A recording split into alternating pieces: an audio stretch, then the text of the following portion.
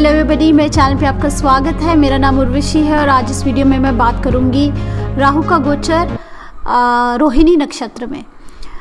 तो राहु रोहिणी में 25 जनवरी को एंटर कर चुके हैं और अक्टूबर तक राहु रोहिणी में ही रहेंगे, लेकिन लंबा गोचर है और इम्पॉर्टेंट गोचर है। तो मैं लेट तो ज़रूर हो गई हूँ, पर मुझे लगता है ये इम्पॉर्टेंट है आपके साथ शेयर करना, क्योंकि शनि भी इस समय श्रवण में है। श्रवण भी चंद्रमा का नक्षत्र है और रोहिणी भी चंद्रमा का नक्षत्र है। तो ये डबल इफ़ेक्ट है जो हमें फील होगा शनि और राहु का। तो इसलिए मैंने सोचा कि आपके साथ ये ज़रूर शेयर किया जाए ताकि हम अलर्ट रहें कि कौन सी बातों से हमें बचना चाहिए और किन बातों का हमें फ़ायदा लेना चाहिए। तो सबसे पहले तो मैं आपको बताना चाहूँगी कि रोहिणी नक्षत्र में राहु की एनर्जी किस तरह से है, हमें क्या फील होगा। रोहिणी बहुत ही अच्छा नक्षत्र है, वेल्थ का नक्षत्र है, ग्रोथ का नक्षत्र है, प्रोडक्टिविटी एंड फर्टिलिटी का नक्षत्र है। दूसरे भाव की राशि है, वृषभ राशि में रोहिणी है और वृषभ दूसरे भाव की राशि है। दूसरे भाव से हम खान पान देखते हैं, फैमिली देखते हैं, स्पीच को देखते हैं, जो हमने धन इकट्ठा किया है वो भी दूसरे भाव में होता है। तो चंद्रमा आके दूसरे भाव में यानी कि वृषभ राशि में उच्च के होते हैं। चंद्रमा चौथे के स्वामी है और कैंसर के स्वामी होके कर्क से आके वो वृषभ में उच्च के हो जाते हैं। तो चंद्रमा वृषभ में इसलिए उच्च के होते हैं क्योंकि चंद्रमा कंफर्ट के कारक हैं, home and peace and happiness के कारक हैं। और हमें किस चीज़ से हैप्पीनेस मिलती है? हमें फैमिली से, खान पान से, धन से, धन के साथ ही हम सब कुछ खरीदते हैं।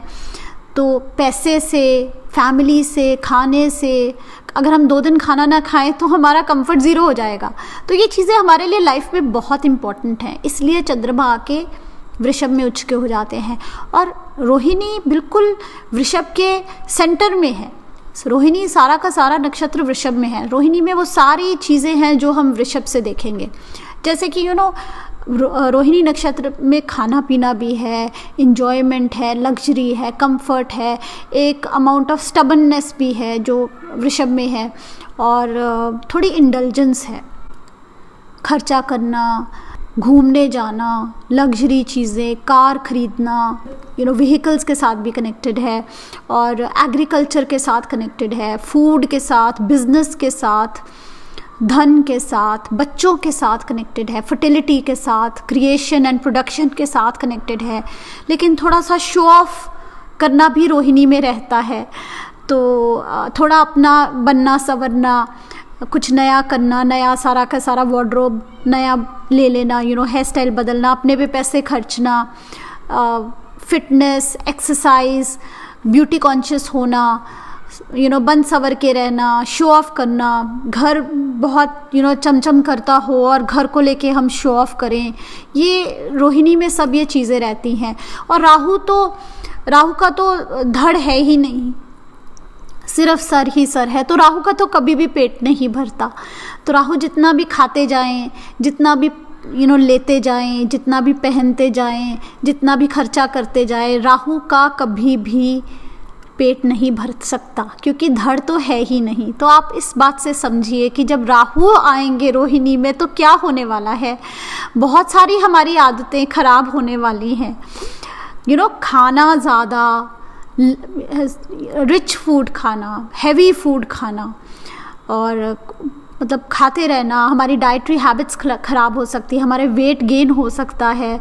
और खर्चना, पैसे ज़्यादा खर्चना, घर में लग्जरी आइटम्स ले आना, गाड़ी ले आना, ये अच्छी बातें हैं वैसे तो, घर पे अच्छी आइटम्स लेके आना, कंफर्ट में रहना, कहीं घूमने जा रहे हैं तो ज़्यादा कंफर्ट में जाना, बाय एयर जाएंगे, एक्सपेंसिव होटल में रहेंगे, उस तरह की चीज़ें। बड़ी गाड़ी लेनी है तो बड़ी गाड़ी लेंगे, कर्टन्स लगाने घर पे तो सबसे महंगे कर्टन्स लगाएंगे, उस तरह का। और हमारी अपनी भी लुक हम बदलना चाहेंगे कि हम बहुत सुंदर लगें, फिट हो जाएं, एक्सरसाइज करें। कुछ बातें तो बहुत अच्छी है, हम फिटनेस की तरफ जा सकते हैं, अपनी लुक्स के लिए कॉन्शियस हो सकते हैं, पर उस पर नेगेटिव क्या है? जब हम कई बार शीशे में देखेंगे तो हमें अपना आप अच्छा नहीं लगेगा, तो थोड़ा सा हम डिप्रेशन में भी जा सकते हैं। तो इस नेगेटिव चीज़ को भी हमने समझना है।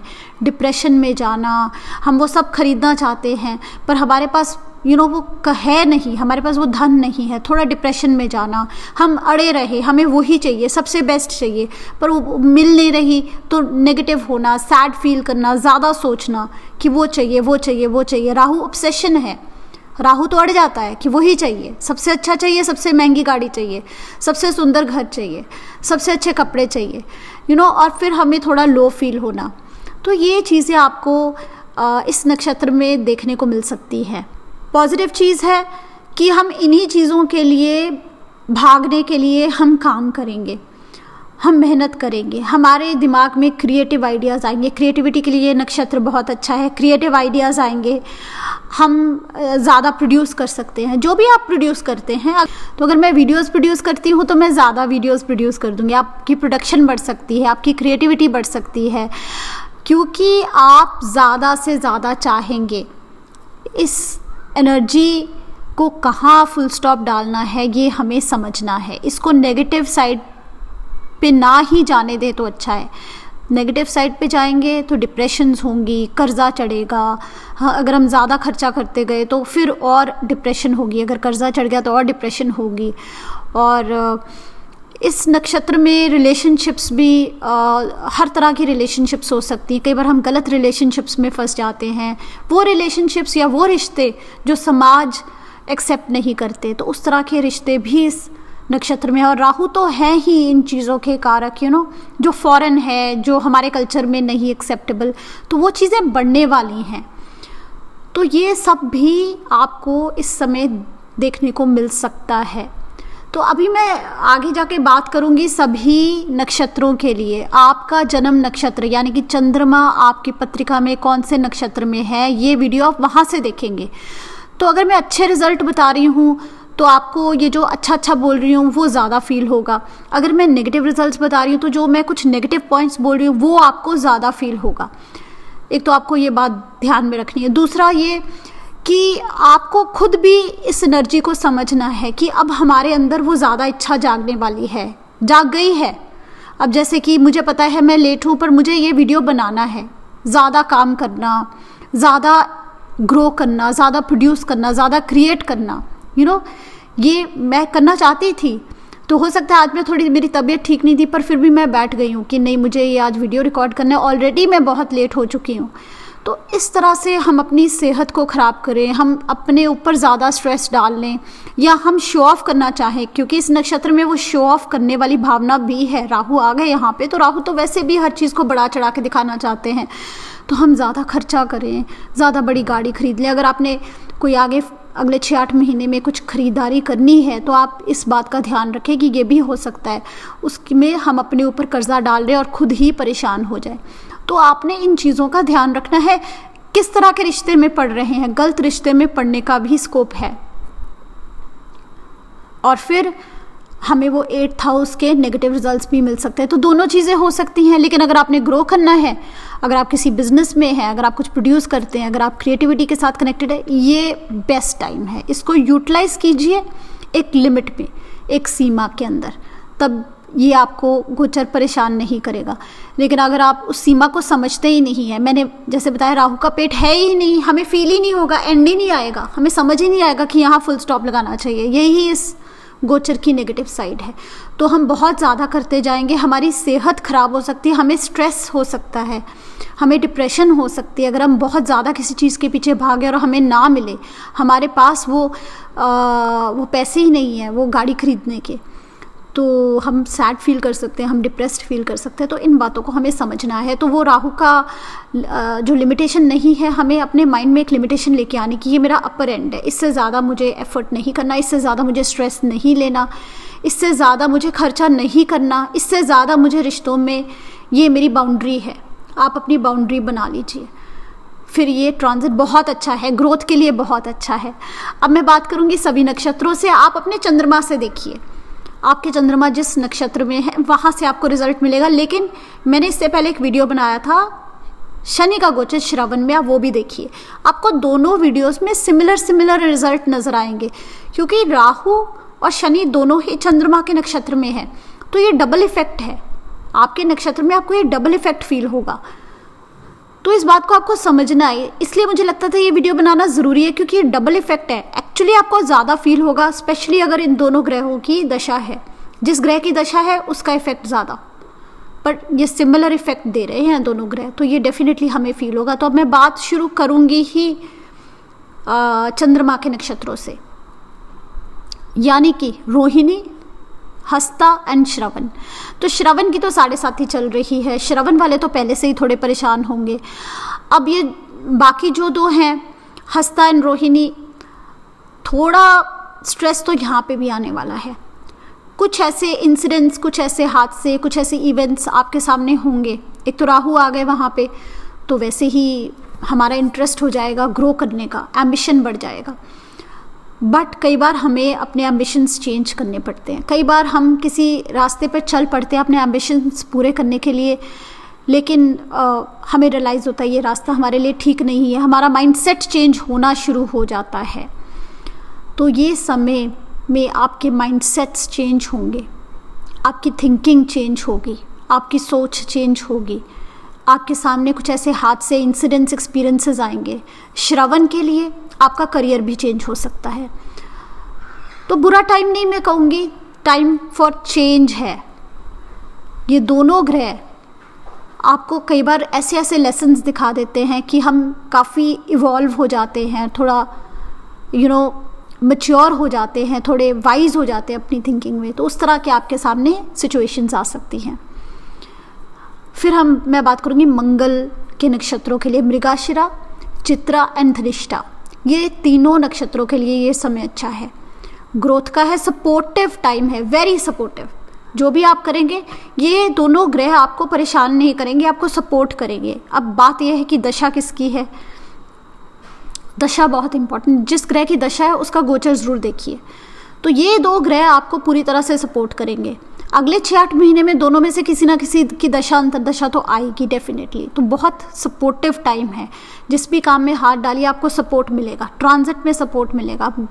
ये आपके चार्ट में कैसे हैं वो बात अलग है। उसके बाद मैं बात करूँगी राहु के नक्षत्रों के लिए। राहु के नक्षत्र यानी कि आर्द्रा, शतभिषक एंड स्वती, ये तीनों के लिए भी ये सपोर्टिव टाइम है। आपको अपने कार्यों में सपोर्ट मिलेगा। कई बार होता है कि लोग ही आके हमें सपोर्ट कर देते हैं, सिचुएशंस ऐसे बन जाती है, हालात ऐसे बन जाते हैं कि लोग ही हमें सपोर्ट करते हैं हमारे कार्यों में। तो उस तरह की सिचुएशन भी आ सकती है, लेकिन आपके काम में रुकावट नहीं बनेगी। आपके काम में ये एनर्जी आपको सपोर्ट ही करेगी। जुपिटर वाले नक्षत्र यानी कि पुनर्वासु, विशाखा एंड पूर्व भाद्रपद, इन तीनों नक्षत्रों के लिए ये ज़्यादा अच्छे समय नहीं है। Unexpected results, unexpected up and down, इन तीनों नक्षत्र वाले लोगों को ज़्यादा ध्यान रखना है। जो मैंने सारी बातें कही, आप अपनी सीमाएं ज़रूर सेट करें। आपको 8th हाउस रिजल्ट्स आराम से मिल सकते हैं, जैसे कि कर्जा, जैसे कि गलत रिश्तों में पड़ना, अनएक्सपेक्टेड रिजल्ट्स मिलना, चीट करना या चीट हो जाना, आपको ध्यान रखना है। तो ज़्यादा हमें इंडल्जेंट नहीं होना, ज़्यादा वेन नहीं होना, ज़्यादा शो ऑफ नहीं करना, और अपनी सेहत का भी ध्यान रखना है। तो ये सब चीज़ों का इन 3 नक्षत्र वाले लोगों को ध्यान रखना है। फिर मैं बात करूँगी शनि वाले नक्षत्रों की, यानी कि पुष्या, उत्तर भाद्रपद एंड अनुराधा। ये बहुत अच्छा समय है, ये दोनों ही ग्रह आपको सपोर्ट कर रहे हैं। आप पहले तो किसी और की हेल्प कीजिए, सपोर्ट कीजिए। किसी और की हेल्प करते आपको ही फ़ायदा होगा और आपका नाम, स्टेटस, फेम ये सब बढ़ेगा। आपके लिए अचीवमेंट का टाइम है, सक्सेस का टाइम है। तो आप ये रोहिणी वाली जो एनर्जी है इसका फ़ायदा उठाइए, एफर्ट कीजिए, टारगेट्स बनाइए और उसके लिए काम कीजिए। फिर मैं बात करूँगी बुध वाले नक्षत्र, अश्लेषा, ज्येष्ठा एंड रेवती। इन नक्षत्रों के लिए ये अच्छा टाइम मैं नहीं कहूँगी बहुत सपोर्टिव है, कॉम्पिटिटिव है, कंपटीशन ज़्यादा फील होगी, आपको ज़्यादा एफर्ट करना पड़ेगा। कई बार आपको करियर चेंजेस भी फील होंगे, स्पेशली रेवती वाले लोगों को आपके सामने सिचुएशंस आ सकती हैं जहाँ पे आपका करियर चेंज आपको करना पड़े। केतु के नक्षत्रों के अश्विनी, मघा एंड मूला, इनके लिए बहुत ही कंफर्टेबल टाइम है। मेंटल कंफर्ट, एक कॉन्फिडेंस, अच्छा समय फैमिली के साथ बिताना और रिलैक्स हो जाना, फैमिली के साथ टाइम स्पेंड कीजिए। फिर मैं बात करूँगी शुक्र वाले नक्षत्रों के लिए, यानी कि भरणी, पूर्व फाल्गुनी, पूर्वाषाढ़ा। आपके लिए ये इजी एनर्जी नहीं है, स्पेशली भरणी वाले लोगों के लिए, पर तीनों के लिए ये राहु के जो इफ़ेक्ट्स है, इल्यूजन और कन्फ्यूजन आपको ज़्यादा फील होगा।